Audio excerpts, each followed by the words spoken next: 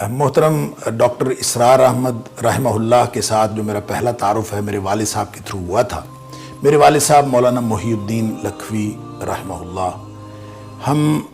تحصیل دیپال پور کے ایک گاؤں میں رہتے تھے یہاں پاکستان شفٹ ہونے کے بعد۔ تو والد صاحب سے ملنے کے لیے ڈاکٹر اسرار احمد صاحب ہمارے گاؤں تشریف لائے تھے اور پھر وہاں سے وعدہ لے کے آئے تھے کہ ہمارے والد صاحب لاہور آئیں۔ لہٰذا ڈاکٹر اسرار احمد صاحب کی دعوت پر میرے والد گرامی 3 دن کے لیے لاہور تشریف لائے اور ڈاکٹر اسرار احمد صاحب کے ساتھ رہے۔ یہاں انہوں نے مختلف دروس بھی دیے، مختلف ڈسکشنز کے اندر وہ شامل رہے، اور اس کا تذکرہ محترم ڈاکٹر اسرار احمد صاحب نے اپنے جمعے کے خطاب میں دارالاسلام کی مسجد میں بھی فرمایا، اور اس کے اوپر بھی بہت سارے لوگوں نے سنا۔ تو بڑے اچھے الفاظ سے ڈاکٹر اسرار صاحب نے میرے والد صاحب کا ذکر کیا، اور میرے والد صاحب نے جو ہمیں تعارف کروایا ڈاکٹر اسرار صاحب کا، ظاہر ہے اس وقت میڈیا اتنا تیز نہیں تھا اور ایک گاؤں میں رہنے والے شخص کو اتنا معلوم بھی نہیں تھا۔ بہرحال اس کے بعد پھر ڈاکٹر صاحب سے بہت زانو تلمذ طے کرنے کا موقع بھی ملا کہ مختلف ان کے دروس کے اندر ہم بنفس نفیس فزیکلی جا کے ہم نے خود دروس سنے، اور خاص طور پہ جو محاضرات ہوئے تھے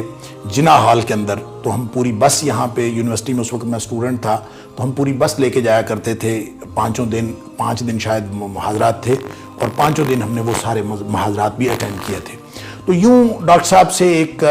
تعلق خاطر پیدا ہوا، لیکن اصل بات جو ڈاکٹر صاحب کے محاضرات اور باقی لیکچرز تو اپنی جگہ، اور ان کی جو پولیٹیکل اپروچ تھی اور سماجی اعتبار سے، اور خاص طور پہ جو اینڈ آف ٹائمز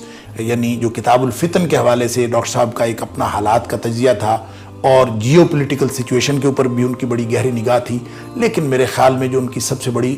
خدمت اور سب سے نمایاں خدمت ہے وہ قرآن کی خدمت ہے۔ قرآن فہمی کے لیے انہوں نے جس نئے ٹرینڈ کو انٹروڈیوس کروایا ہے، وہ اللہ کے فضل سے اس وقت قرآنی تعلیم کے اعتبار سے میں سمجھتا ہوں کہ سکہ رائج الوقت، اور اس کا پورا کریڈٹ ایک صدقہ جاریہ کے طور پر میں سمجھتا ہوں کہ ڈاکٹر اسرار صاحب رحمہ اللہ کو جاتا ہے، کہ انہوں نے جو دورہ ترجمہ قرآن کے حوالے سے جس ایک منہج کا آغاز کیا۔ آج آپ رمضان میں دیکھتے ہیں کہ کم و بیش ہر مسجد کے اندر قرآن کا مضامین کا خلاصہ پیش کیا جاتا ہے، کہیں دورہ ترجمہ قرآن ایز اٹ از جاری ہے۔ تو یہ دراصل ڈاکٹر اسرار احمد صاحب کی جو قرآن فہمی کی تحریک، اسی کا ایک آف شوٹ ہے، اور بہرحال اس کی بہت سارے ہم ڈیمونسٹریشنز مختلف حوالوں سے مختلف مسالک کی مساجد میں بھی دیکھتے ہیں۔ تو اس لیے ڈاکٹر اسرار احمد صاحب کو میں یہ سمجھتا ہوں کہ اگر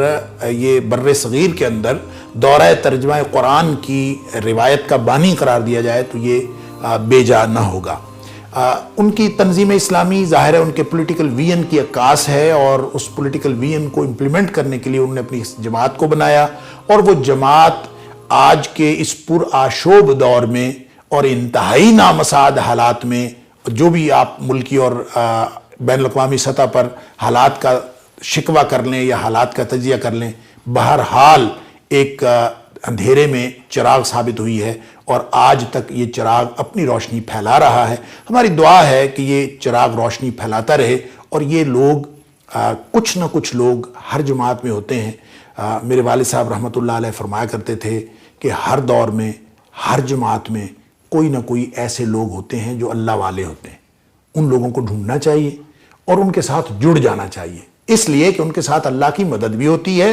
اور اللہ تعالیٰ ان کو اپنی حفاظت میں لیے ہوئے ہوتا ہے، اور اللہ تعالیٰ ان سے اپنے دین کا کام لے رہا ہوتا ہے۔ میں یہ سمجھتا ہوں کہ ایسے افراد میں اگر ذکر کیا جائے تو ان میں ایک کثیر تعداد آپ کو ڈاکٹر اسرار احمد صاحب کے تربیت یافتہ لوگوں کو ملے گی۔ اللہ تعالیٰ ہم سب کو قرآن کے ساتھ جوڑ دے، اور بلا شبہ قرآن ہی عروج و زوال کے معیارات طے کرتا ہے اور عروج و زوال کا باعث بنتا ہے۔ نبی اکرم صلی اللہ علیہ وسلم کا یہ فرمان